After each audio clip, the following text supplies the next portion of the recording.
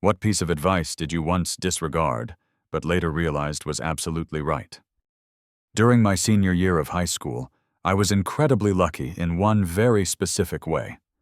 I had a car. That meant I lived the ultimate winter luxury lifestyle. From my front door, I could walk straight into a heated car, drive to school, park, and walk directly inside. Total time spent outdoors? Maybe a minute. 2, at most. Winter barely touched me. So one particularly brutal winter morning, the kind where the world is buried under nearly a foot of snow and the temperature hovers right around 0 degrees Fahrenheit, I was heading out the door like usual. Hoodie on, backpack over my shoulder, absolutely zero concern for survival. My dad noticed immediately. "You're not bringing a jacket?" he asked. I waved it off without even slowing down. "Nah, I don't need one. I'm not even going to be outside. I'll be in the car, then inside school, then back in the car later." This is the confidence of youth, the belief that the system will always work exactly the way it did yesterday.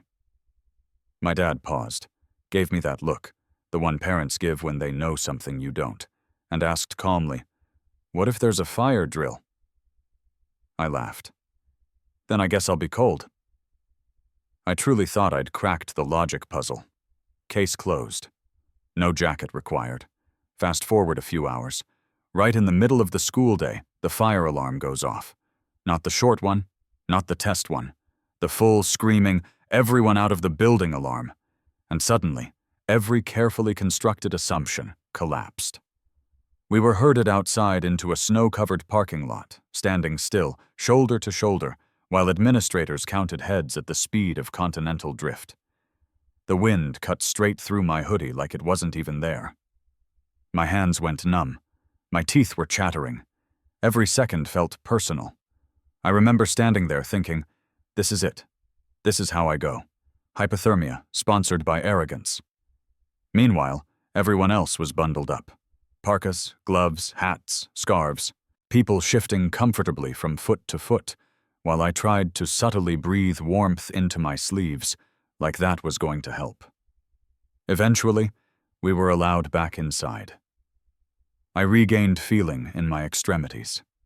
Life went on. When I got home later that day, my dad didn't say much. He didn't need to. He just smiled. And that smile said everything. It wasn't smug. It wasn't cruel. It was the quiet, deeply satisfying smile of someone who tried to warn you, got ignored, and then watched reality deliver the lesson far more effectively than words ever could. That moment stuck with me. Not because being cold was traumatic. It wasn't. But because it was one of the first times I really understood something important. Preparedness isn't about what you expect to happen. It's about what could happen. And the world doesn't care how confident you feel about your plan. I've never skipped a jacket in winter since. Not because of the cold, but because sometimes the simplest advice is right for reasons you haven't thought of yet.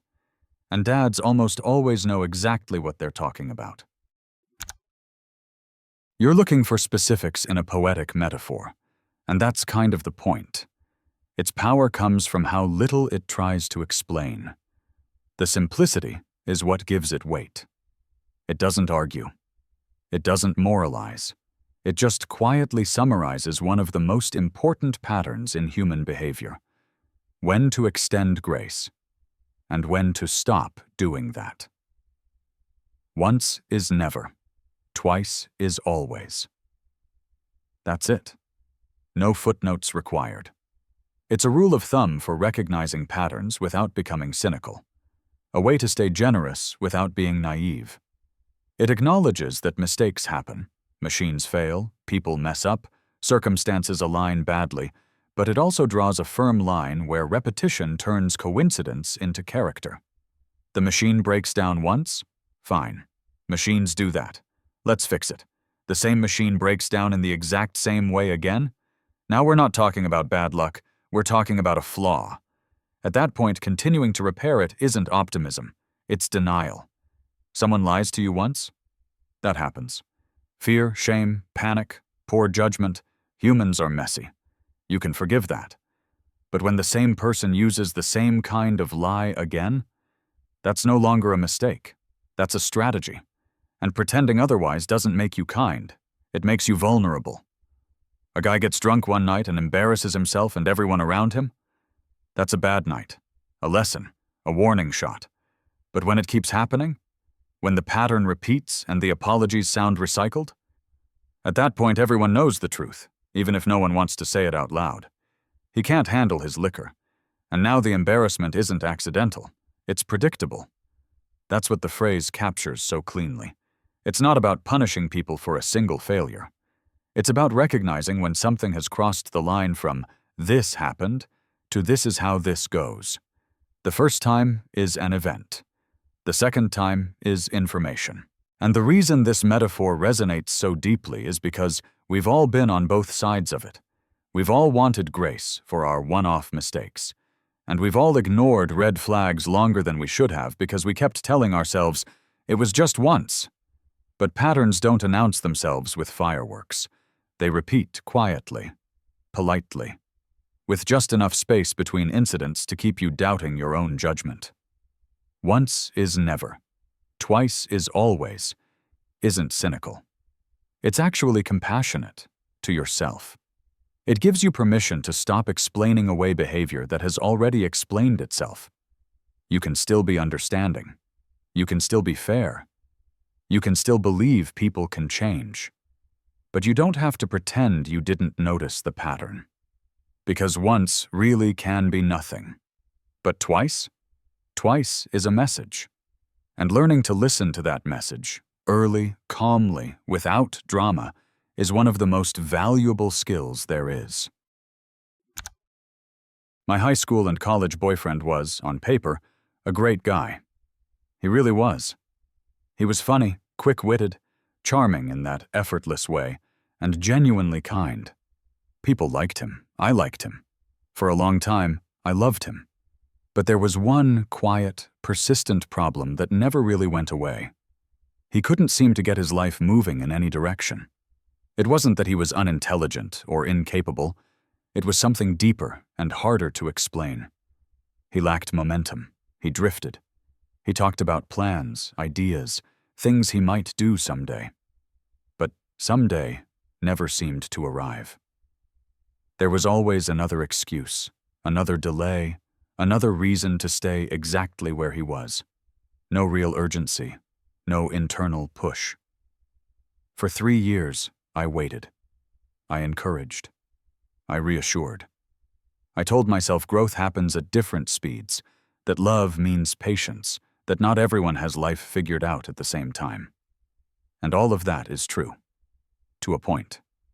Eventually, though, I felt something shift inside me. I was ready to grow up. I wanted direction, stability, and a sense that the person beside me was actively building a future, not just talking about one. And he wasn't there. Not even close.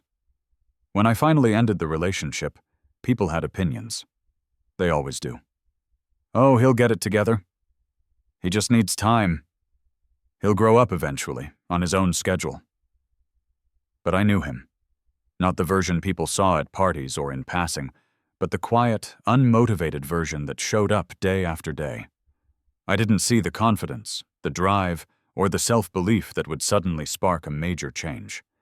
And saying that out loud made me feel cruel. But ignoring it would have been dishonest. So I walked away. It hurt. It wasn't dramatic. It was just sad. We lost touch completely for about 10 years.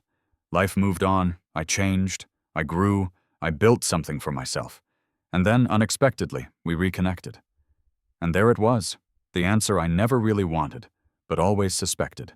He was exactly where I had left him. Still hadn't finished college. Still working a job that went nowhere. Still living paycheck to paycheck.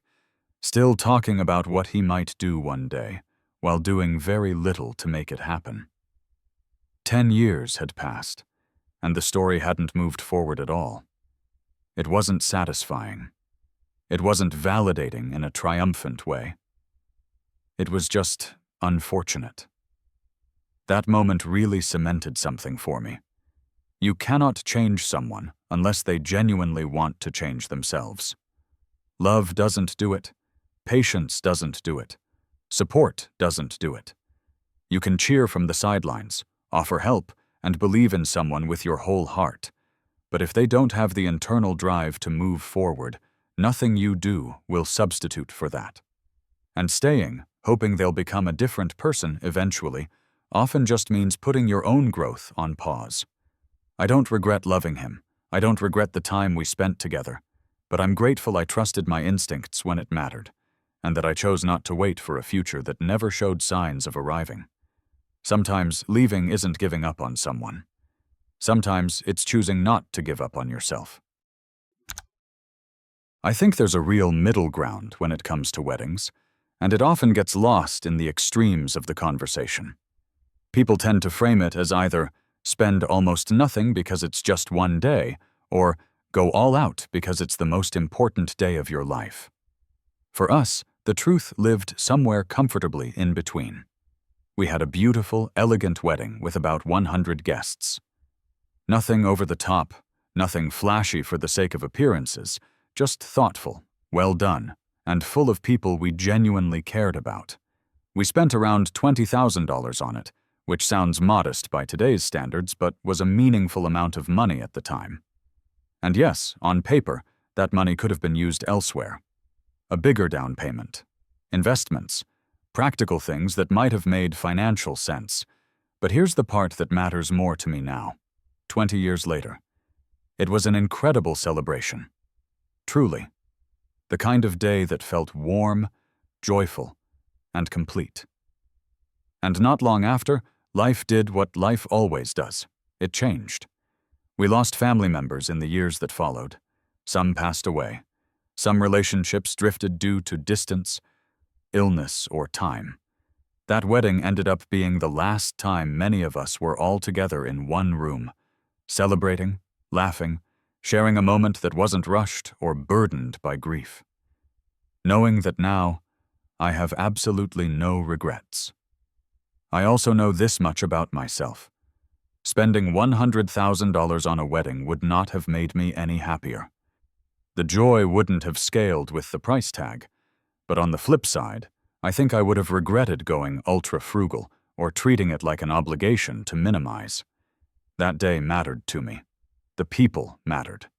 Creating a space where everyone felt welcomed and celebrated mattered. So for us, that middle ground was exactly right. I think that's the piece that often gets overlooked. Happiness isn't about spending the most or the least. It's about spending in a way that aligns with your values, your circumstances, and what you'll look back on with peace instead of second-guessing. Of course, your mileage may vary. Everyone has different priorities, different families, different financial realities, and different emotional needs. And that's fine. There's no universal correct wedding budget. But I do believe this. If you can look back years later and say, that felt right for us, and I wouldn't change it, then you did it exactly right, regardless of what anyone else thinks. I've always heard it phrased as, don't accept criticism from someone you wouldn't go to for advice. And honestly, it's one of the most quietly powerful filters you can apply to life. What it really means is this. Not every opinion deserves space in your head. If someone fires off a careless, reactive, or thoughtless comment, you're not obligated to absorb it just because it landed near you. You don't have to carry every remark as if it's truth. That someone can be anyone, a family member, a coworker, even a friend. Titles and proximity don't automatically grant credibility. The real question is simple. Do I respect this person's judgment? Do I admire how they live, think, or handle challenges? Would I actually seek their guidance if I were stuck or unsure? If the answer is no, then their criticism doesn't need to cut you. You can acknowledge that it exists without letting it define you. This isn't about ignoring thoughtful feedback or brushing off accountability. Constructive criticism from people who are grounded, experienced, and genuinely invested in your growth can be invaluable. That kind of input often stings a little, but it stings in a way that helps you grow. What this idea protects you from is unnecessary pain, the kind that comes from letting impulsive, insecure, or unexamined opinions take up residence in your mind. The kind that makes you doubt yourself based on words spoken without care or context. Not every voice deserves equal weight. Learning to distinguish between noise and wisdom isn't arrogance, it's emotional self-preservation. You're allowed to be selective about whose words you take seriously. And sometimes, that selectiveness is exactly what keeps you steady, confident, and sane. For years, I thought my parents were just being naggy and obnoxious. It felt like one of those default adult phrases that gets repeated without much thought, right up there with, "because I said so." Turns out, they were right. My posture is genuinely messed up, and trying to fix it as an adult has been far harder than I ever expected. Once bad posture becomes your baseline, your body starts treating it as normal. Standing correctly doesn't feel natural. It feels forced, uncomfortable, and exhausting. You're not just correcting a habit, you're undoing decades of muscle memory. What I will say, though, is this. If you honestly try to stand up straight, and it feels borderline impossible, like you're constantly fighting your own body, there may be something else going on. That was the case for me. I spent years going on and off posture kicks. I'd try to be more mindful, adjust my desk, stretch, strengthen my core, all the usual advice. Nothing stuck. Standing upright always felt like a constant struggle, no matter how hard I tried. Eventually, on a bit of a whim, I went to a podiatrist. That appointment changed everything. It turns out my left leg is about half an inch shorter than my right. Not enough to be obvious at a glance, but enough to throw my entire alignment off. My hips compensated. My spine compensated. My shoulders followed suit. And over time, that compensation became my default posture. Once I got custom orthotics to correct the imbalance, the difference was immediate and honestly kind of shocking. Standing up straight suddenly felt easier, not effortless. Decades of bad posture don't disappear overnight, but possible in a way it never had before. After more than 20 years of fighting my own body, it finally feels like I'm working with it instead. So yes, stand up straight is solid advice. But if you're doing everything right, and it still feels like an uphill battle, don't just assume it's laziness or lack of discipline. Sometimes the issue isn't effort, it's alignment. And once that's addressed, everything else gets a whole lot more manageable. In my senior year of high school, I learned a lesson the hard way, the kind that sticks with you for life. I was driving home during winter on a route I had taken countless times before. Nothing about it felt unusual, but that day, a sudden and violent snow squall rolled in without much warning. The wind was howling, visibility dropped fast, and snow was being blown across the road in thick sheets. Here's the dangerous part. The road looked mostly clear. In reality, drifting snow had piled up across sections of pavement until it was nearly a foot deep. I hit one of those stretches at speed and instantly lost all control. The car hydroplaned, or rather snowplaned, for what felt like an eternity, but was probably 20 or 30 meters. I turned the steering wheel and nothing happened. No traction, no response, just that sickening moment where you realize the car is no longer listening to you. Then the wind finished the job. A powerful gust caught the side of the car and shoved it clean off the road into a snowdrift. Just like that, my predictable routine was over. I wasn't injured, but I was very stuck. The car was buried enough that there was no chance of driving out, and the storm was still raging. Cell service wasn't reliable. The nearest house was almost half a mile away, and home was roughly 2 miles in the opposite direction. So I started walking. In the middle of a snowstorm. What made that walk survivable, and honestly, what kept it from becoming dangerous, was preparation I hadn't really thought much about until that moment. In the car, I had a heavy winter jacket, insulated snow pants, proper snow boots, and even a pair of spare ski goggles. I also had road flares, which I set out to warn other drivers so they wouldn't end up exactly where I was. That gear turned what could have been a serious emergency into a long, cold, but manageable hike. When I finally made it home, my parents helped arrange a tow, and we got the car out later. But the real takeaway wasn't about towing or bad weather. It was about mindset. Ever since then, I've lived by a simple rule. Pack your car as if you might have to walk back from wherever you're going. Not because you expect disaster, not because you're paranoid, but because emergencies don't announce themselves. Roads you've driven 100 times can betray you. Weather can turn without warning. Mechanical failures, accidents, and sudden closures happen when it's least convenient. Your routine feels safe until it isn't. That extra jacket, those boots, the emergency supplies you assume you'll never need. They're not overkill. They're insurance. And when something goes wrong, they can be the difference between inconvenience and real danger. You never know when your nice, predictable day will be disrupted. Plan accordingly.